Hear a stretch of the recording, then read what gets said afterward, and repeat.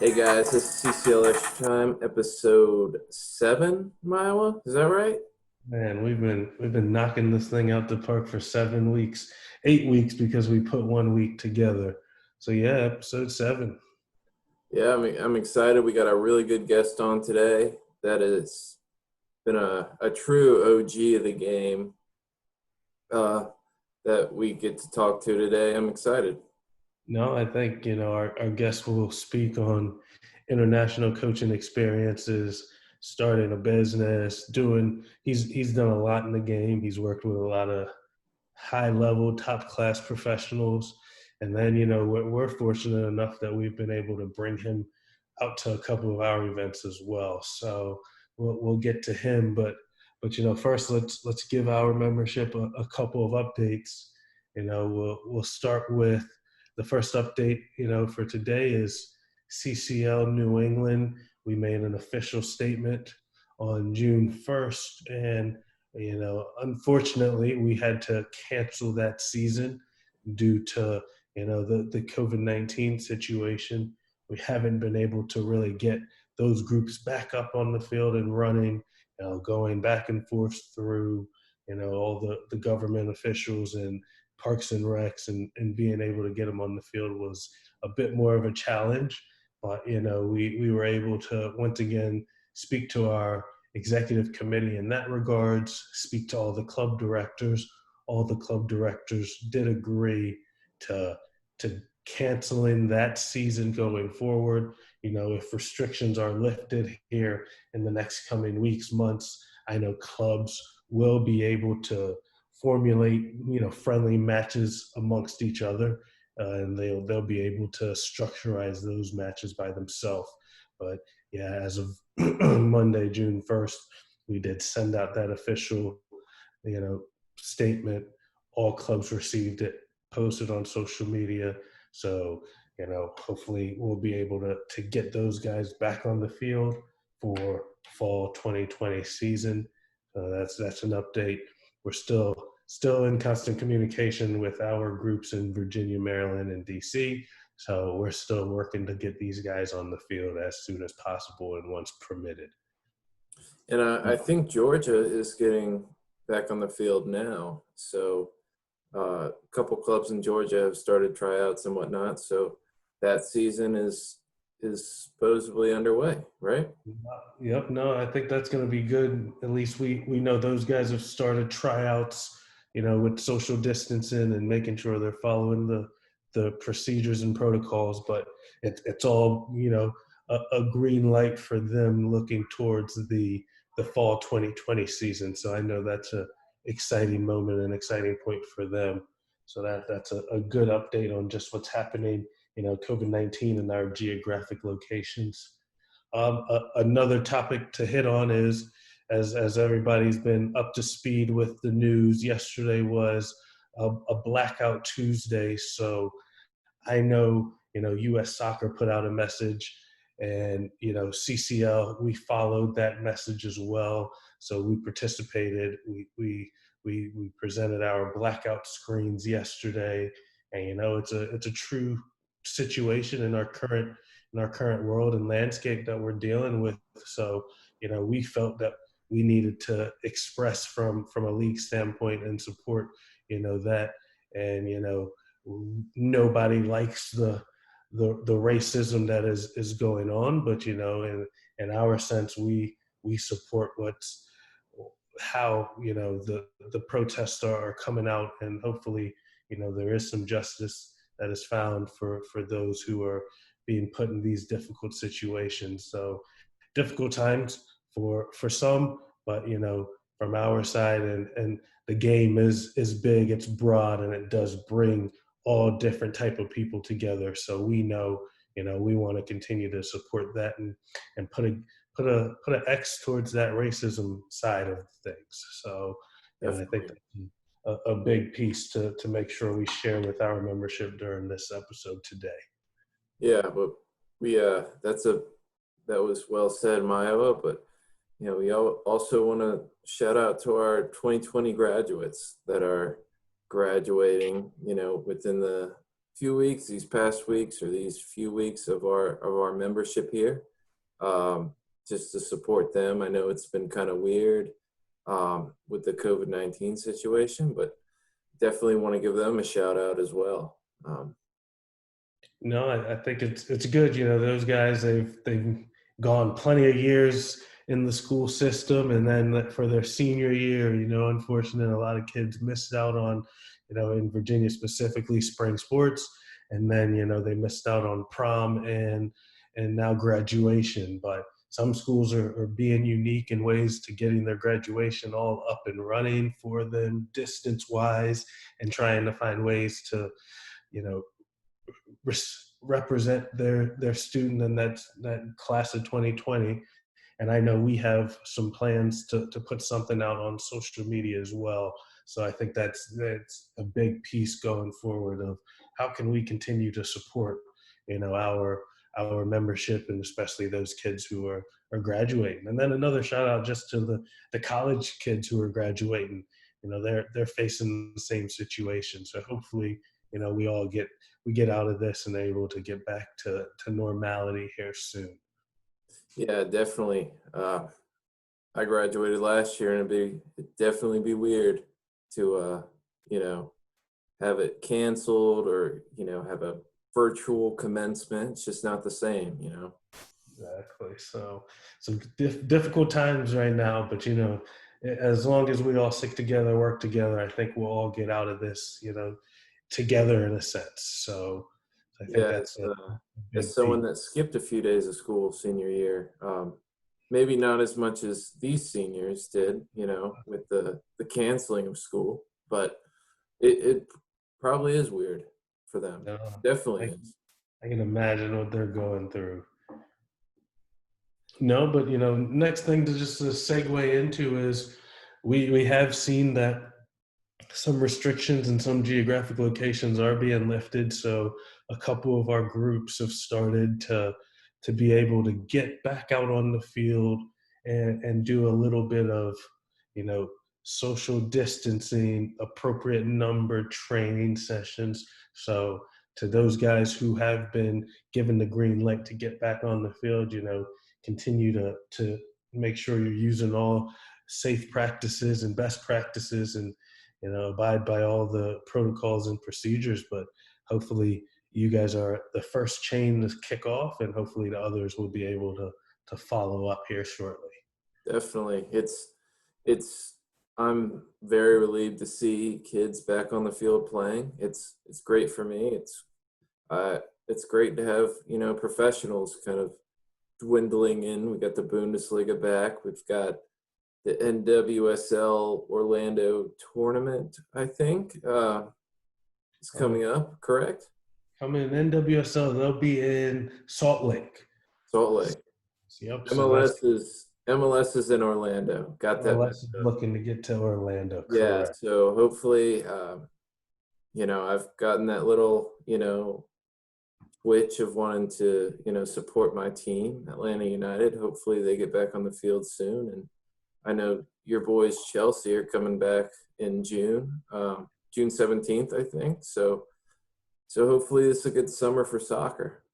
No, I think we all want it back. So hopefully we get some things going, and then we're back to having some games that we can watch, and our fanhood's back. And I know just amongst our staff, we got some people who are really waiting for that table to open up and, you know, champions be announced. Yeah, So definitely, definitely. It's definitely an exciting time. A lot of stagnant, and now we're kind of, seeing some hope here. exactly. No, so you know, I want to say we have our guest coming on. So you know, I know we have Dan Gaspar. He's joining us today. So we'll let Dan give himself a good introduction because he has years of experience in doing things at the highest level, top level. So it's just a true first class professional. So we are excited to be able to bring another fantastic guest onto Extra Time, you know. So let's see if we can get him on. Great. So now we have Dan Gaspar. He's been able to join us. So before we hop right into it, Dan, how are you today? I'm doing great. We got a beautiful day here in Connecticut. How about there in Virginia? How's it looking out there? Uh, It's sunny here. It's sunny. It's great. Yeah. we are Great to all be feeling alive, man. Great to Yes, be sir. alive. Yes, sir. exactly. We're all feeling a little bit of the summertime, so it's enjoyable right now. So for our membership, I'll just run you guys down. We're excited to have Dan on. There's tons of knowledge, tons of information, and tons of history on this guy. His experience comes from being an assistant and a goalkeeper coach for the Iranian national team, for being a goalkeeper coach and part of the technical staff of the Portuguese national team. Spent multiple years at University of Hartford on the men's soccer team. Coached within the Portuguese professional league at FC Porto, Benfica. Did some consulting in South Africa, and did some coaching with the youth Portuguese national teams, and then even was able to create a goalkeeping business in Connecticut. So I've been around the block. I know your goalkeeping academy is nationally recognized, just like you as an individual are nationally recognized. So we're extremely excited to have you join us today. So I'll just hand it off to you just to say a little bit more and introduce anything that I may have missed. Thank you for the introduction, Mayo. I really appreciate it. I'm grateful to have this opportunity to share my experience and a little bit of my wisdom with CCL. Short introduction next time. Just say this old guy who loves the game, and you've covered it all. I've been around for quite some time. You can tell by the silver hair here. But seriously, thank you for the invitation. Looking forward to interacting with your membership. And you mentioned some things about my career, and I'm just extremely privileged and honored to have those opportunities. And to start off with, I didn't do it alone, man. Nothing of that caliber is achieved alone. It was achieved by being surrounded by very special people who believed in me. They trusted me. They shared their experiences and wisdom with me. They gave me opportunities to learn and grow. And my tribute to them now is to pass that along to others who are willing to take a few minutes to listen. No, that's big time. And here's a story that you might not know because it goes back to probably 2009. I know I was just getting involved. I was still a college student. I was I was a director at Norfolk United down near Old Dominion. And one of my first tasks as a director was I got invited to a technical leaders committee meeting in Alexandria, Virginia. And you were the guest speaker. And I remember that day. I'm still a young guy coming in this room with a bunch of other either coaches I played for and top professionals within our Virginia landscape. Gordon Miller and Paul Shaw put on a very good event, and you were the topic of speaking. So I still have some of those documentations that you handed out in 2009. So Wow. The reach that you never know that you have just by being you, being a upbeat, happy guy, the image and the history that comes from you is big. Because I'm there saying, oh, this guy is the Portuguese national team coach, and he's sitting in this room telling us the things he's done and telling us how he's managing a player of Cristiano Ronaldo's stature. And I'm just like, I was in that moment just very humbled about my situation. So I'm glad to be able to now have you on CCL Extra Time to have this conversation. I can imagine my questions would have been a lot different in 2009 if we were sitting across from each other, but I've gained some knowledge in myself from some years. So Thank glad you to for be able sharing to that. have you on this platform. Yeah, so we'll hop straight into it. Just based off, you've coached at all three of the Portuguese powerhouse teams. How did you feel about crossing those lines, knowing I was just at one of these clubs? I'm going to another club and I'm going to have to see some of my former players again? Well, you know, that's a great question from someone who has insight of the international arena and knows about these very challenging, sophisticated derbies. And I mean, to my knowledge, I'm the only coach in Portugal that's been able to coach the Portuguese national team, be at FC Porto, Benfica, and Sporting. And I probably was able to do that because I was an American coach. I was an outsider, and being able to get on the inside.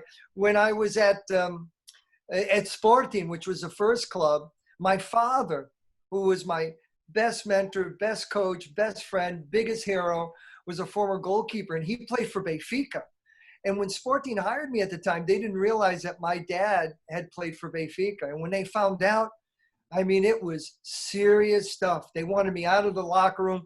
You know, thank God I had the protection of Coach Carlos Queiroz, who was able to keep me on staff. But it's really intense. And there are three clubs that are huge in Europe, but different in philosophies. I mean, Benfica is really the club of the people. So they have a mass support. No matter where you go around the world, they're always waiting for you at the airport and wanting to get into the hotel to meet the players and etc. You had Sporting, which had a more sophisticated fan base, more educated fan base.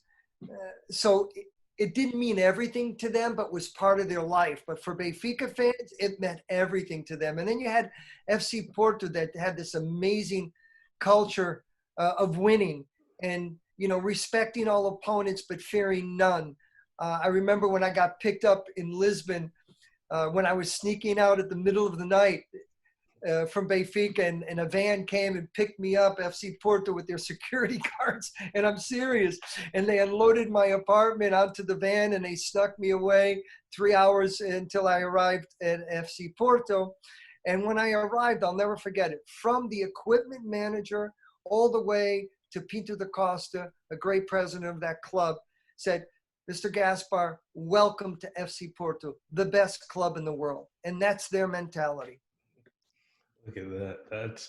That's unique. And I spent a summer in the Azores, and I know exactly how competitive those people are. Where we had some good nights because I was there during a Benfica and Porto match day. So the whole city shuts down, everybody's there. The entire island goes to central locations to watch it, and the passion is truly visible. So, you know, that's unique. And like you said, you probably are the only person who was ever able to do something like that. And get away with it. You mentioned Carlos Queiroz. You were on staff with him in multiple places, multiple organizations. How did that relationship develop to where he could trust you and take you, you know, with him? Thanks for asking that question, because that introduction to Coach Queiroz changed my life. Back in '92, U.S. Soccer had a tournament called the U.S. Cup, and Portugal, U.S., Ireland, and Italy participated. And lucky for me, Portugal was playing Italy at the Elbow in New Haven, Connecticut. And one of the organizers called me and asked me if I would be interested in hosting the Portuguese national team. It was between the Portuguese club of Bridgeport and the Portuguese club of Hartford. And so I went to the president of the Portuguese club and said, "Hey, we have an opportunity to host our heroes. What do you think?" And he said, "Let's do it." So I served, Ryan, as the liaison between U.S. Soccer, the Portuguese Federation, and then our Portuguese community in Hartford, Connecticut. And that allowed me the opportunity to work with Coach Queiroz. Few people know this, but he was a former goalkeeper. And I asked him, I said, if Portugal can produce great players like Eusebio, like Figo, like Cristiano Ronaldo, why aren't we able to produce world-class goalkeepers? And then we had that discussion, and we came to the realization that there was no elite development system established in Portugal to develop goalkeepers at the highest levels, to really create that world-class level. So I said, you know, I'll pay my way. I'll go to Portugal and just give me the opportunity to work with your best. And after a lot of persistence from me and also his belief in me, he convinced the Portuguese Federation to have this American come into Portugal to try to share his goalkeeping expertise. And I'll never forget that day. The night before, I was invited to work with the Portuguese national team, and they were preparing against their World Cup qualification match against Italy.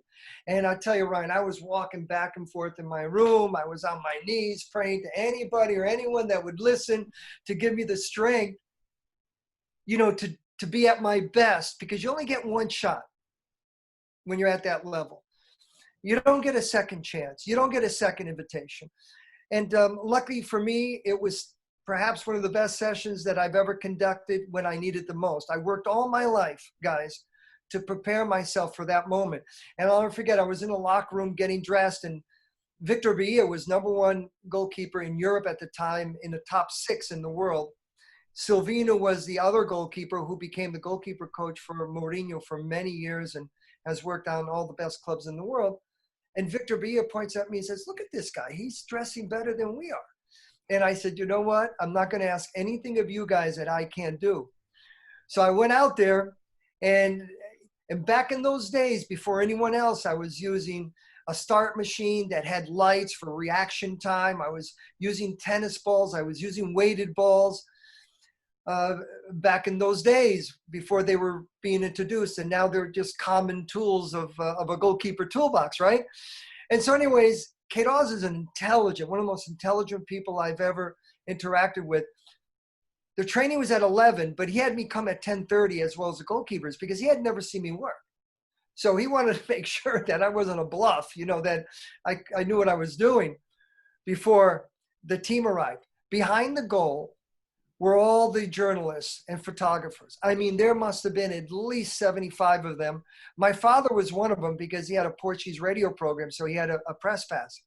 And he told me after what they were saying. I mean, they were ready to crucify me. Who is this guy coming here from the United States? What do they know about soccer in the U.S.? So anyways, I had my session. I was conducting my session. The players arrived at 11 o'clock. And at that time, the star of the team was Paulo Futre, which was a great left-footed winger and captain of the team. The assistant coach was on the other half of the field trying to convince the team to go and warm up. You know what they did? They sat down in the corner of the field to watch my training session and encourage me and applaud me and, really support me. And then after the session, immediately the press runs to Victor Bahia, who was the superstar, and said, "Hey, what do you think of this American guy?" And he says, "Look, Dan Gaspar has the ability, the knowledge, the expertise to train anyone on this planet." So they all backed off. But they were ready to strangle me. But anyway, so that's how I was introduced to the highest levels. And then from there on, I had a tremendous journey with Coach Queiroz, working on 4 different continents around the world. Look at that. No, I think it proves that, you always got to support yourself. And once you know that you're capable of doing something, then that confidence doesn't leave you, but then you back it up. Yeah, you got to pursue your dreams and your aspirations, but you got to keep your feet on the ground. Reach high for those stars, but you got to put in the work. There's no shortcuts, my friend. You got to put the work in. I think that's motivation to a lot of our membership. So, another person that we know you've been fortunate enough to work with is Arsene Wenger. So can you explain that situation to us? I'm sorry, I didn't hear that question well. Could you repeat that? So I believe you've been fortunate enough to work with Arsene Wenger. So just wanted to hear a little bit about that experience. Well, I never had the opportunity to work with him on a full-time basis. When I worked in Japan, he was a head coach of Grampus 8. And we were in that transition. It's kind of strange how the football world is at that level. It's very small.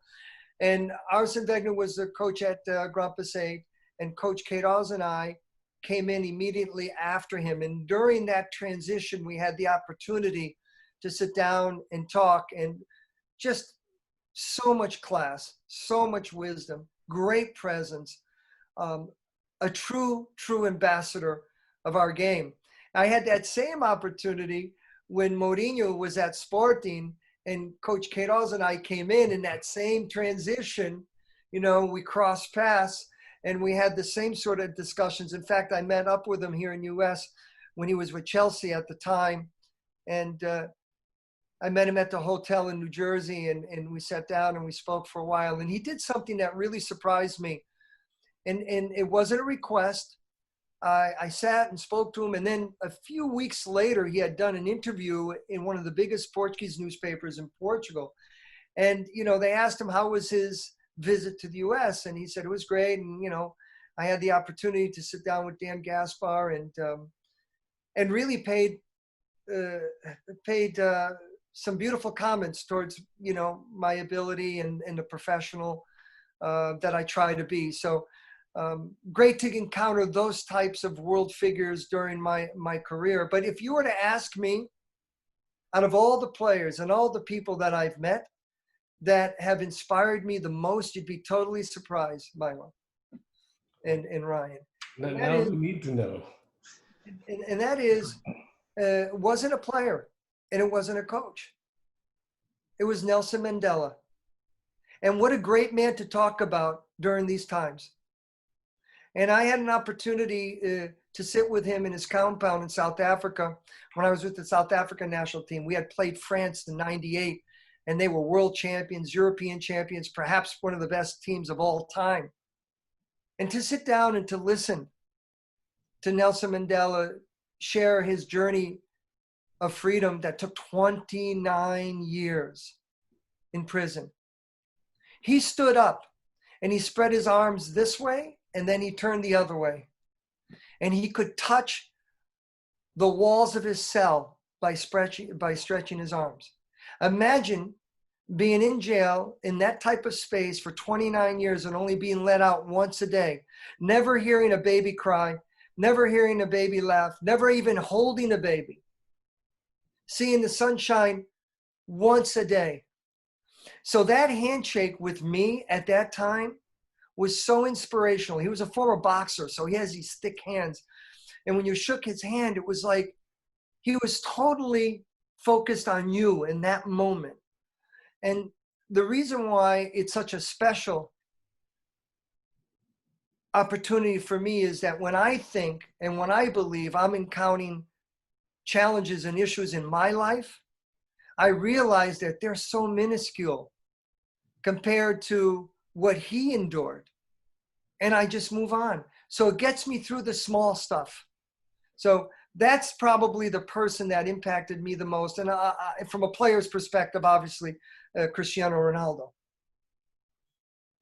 No, I think, like you said, that is a perfect person to speak on, especially during these times. So I can only imagine how monumental that moment for you was back then.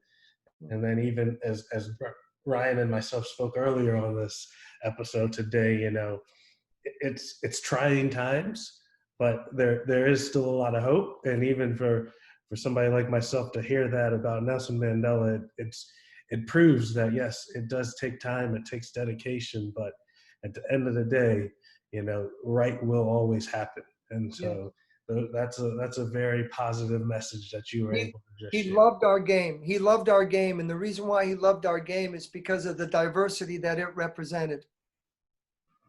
Oh, that's so true. Soccer is definitely the international language for sure. You know, you could just go out on the field and you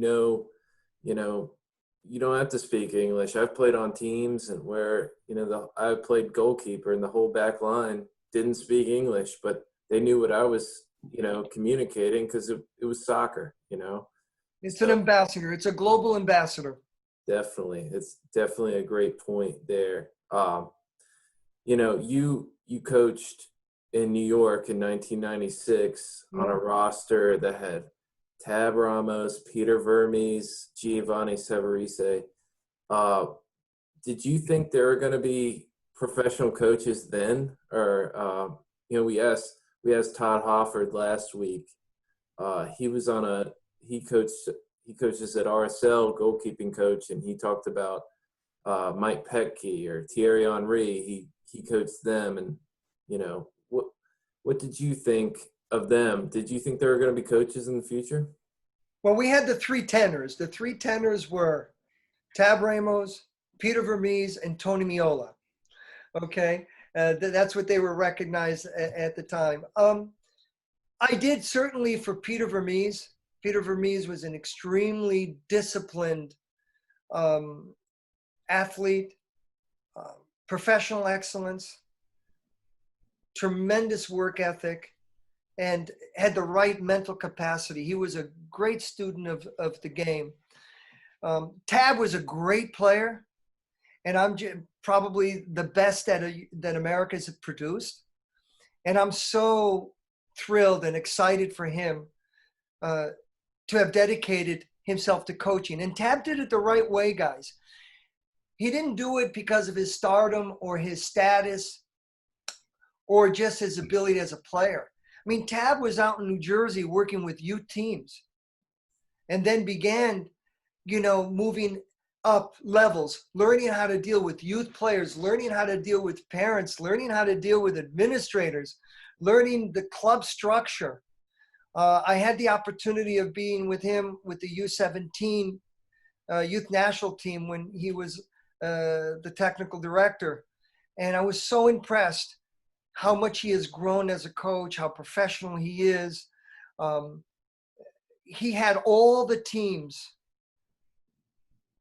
vertical integration. No matter what national team that I would go on to as a staff member, they had the same language, they had the same system, they had the same philosophy. Also with the space, he gave you space to utilize your imagination and creativity.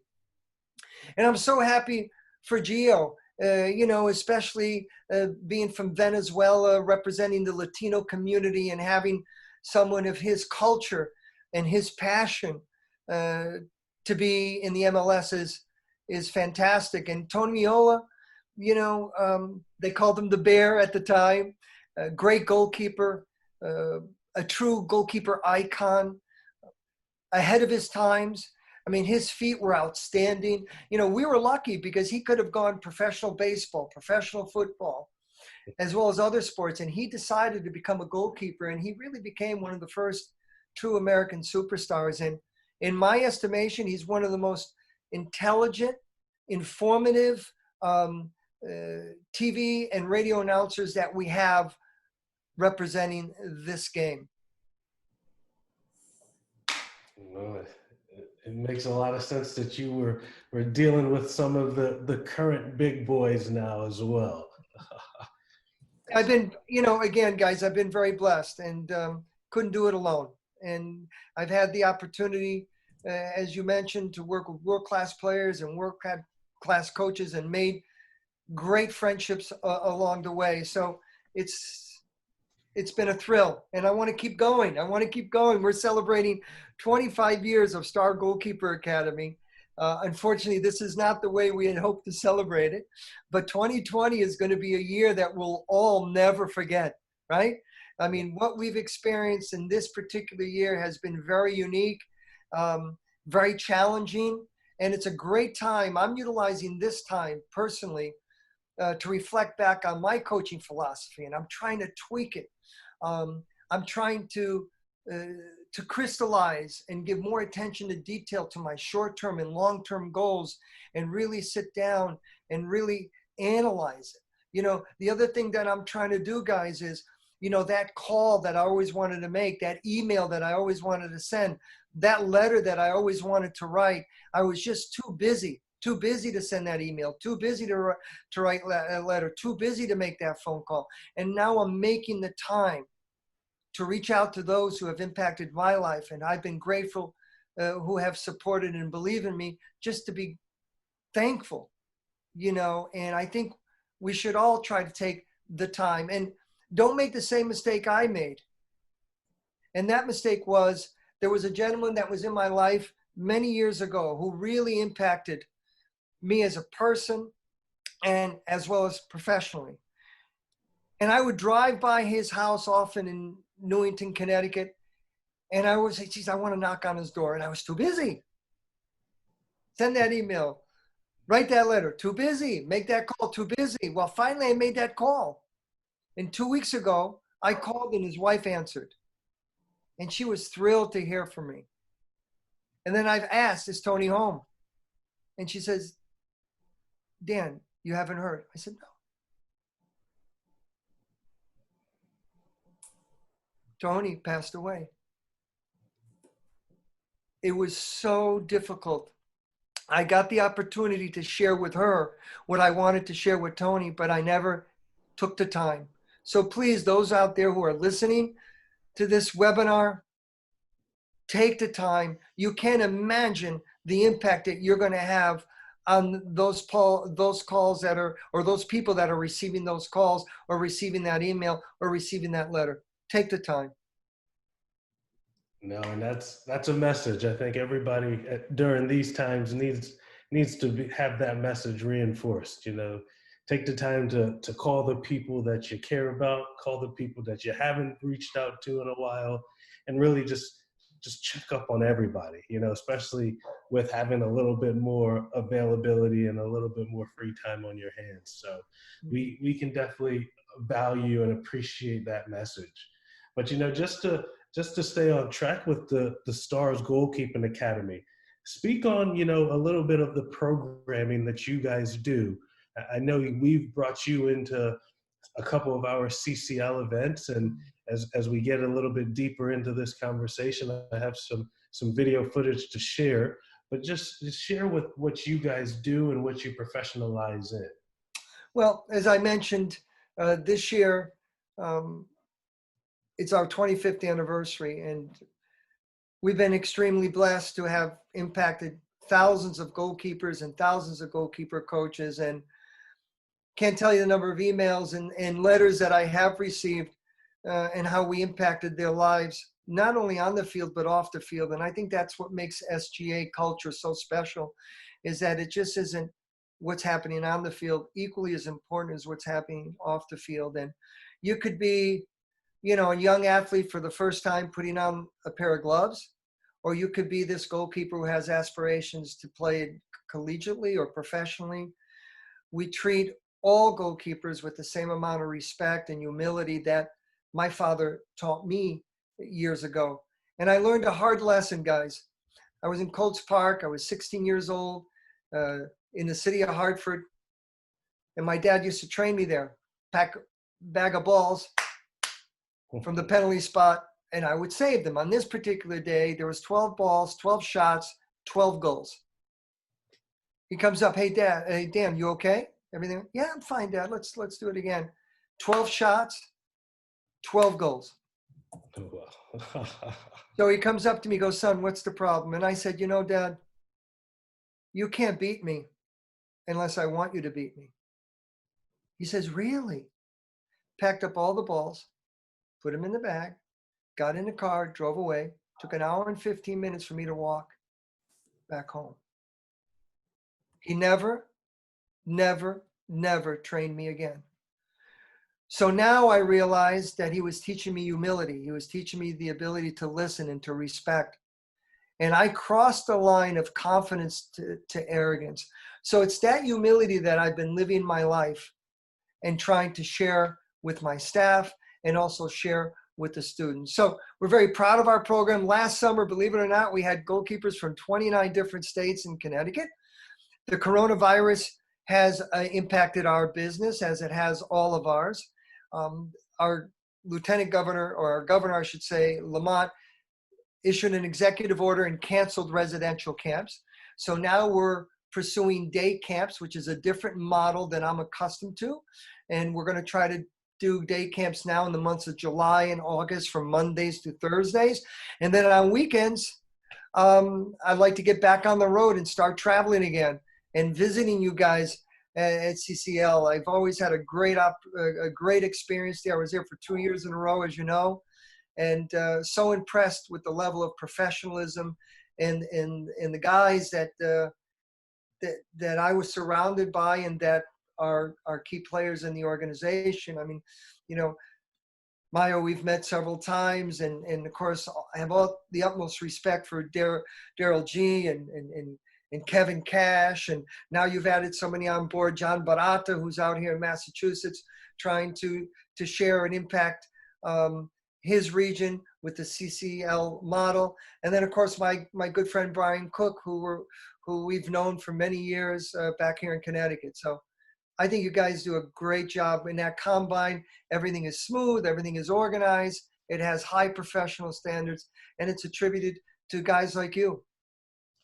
No, I would be remiss to not say that I think you've given so much insight to our membership and in a different way of humility, perseverance, staying with a focus. So we can appreciate that message.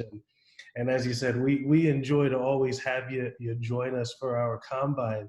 So right now, I just want to segue into a clip. We were able to bring you down for our last combine and in February before, we were struck by COVID-19. So I'm glad we were able to get you here. But, this is for our membership. This is just a preview of what Gaspar is able to do when working with some of the top goalkeepers.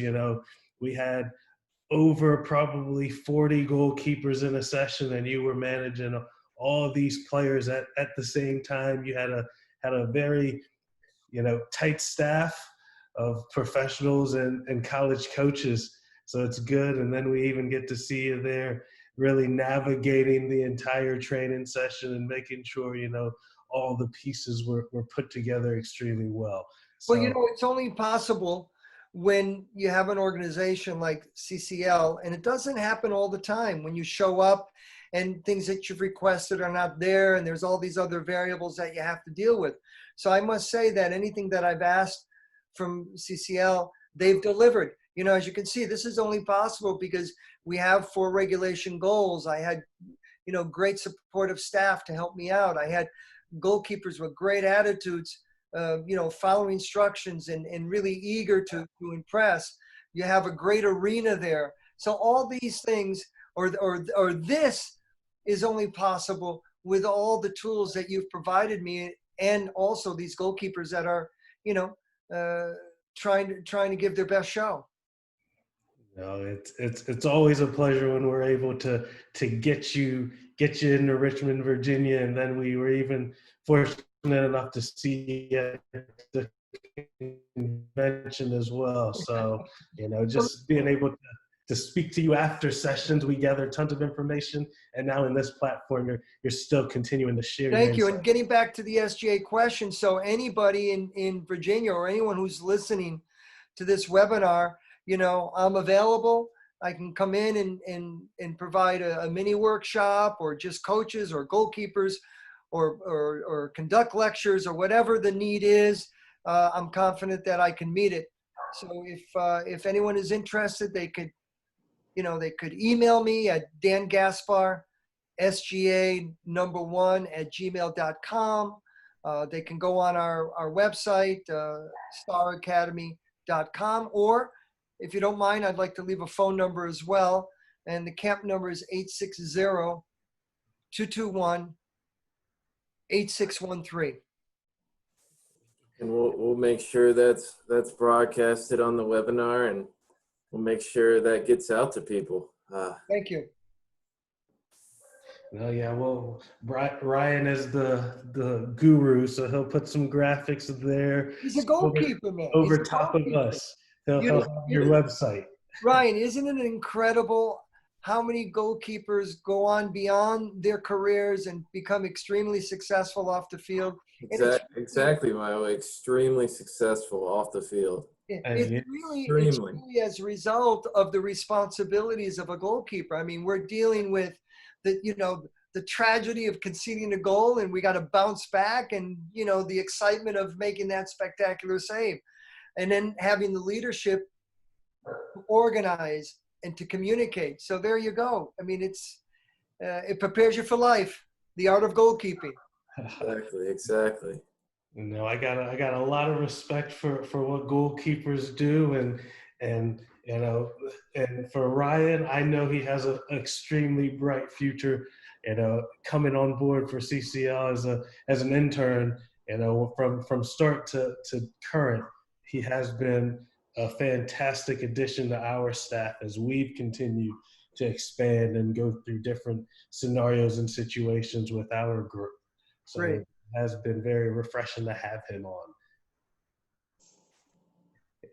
The final question I would have for you is, I know you're involved with the entire landscape. You know what's going on with the DA closing, MLS coming, forth to kind of take over those groups and provide a platform for those clubs. And then knowing the CCL, what do you think is the next direction of youth soccer? And where do you think CCL really falls in that platform?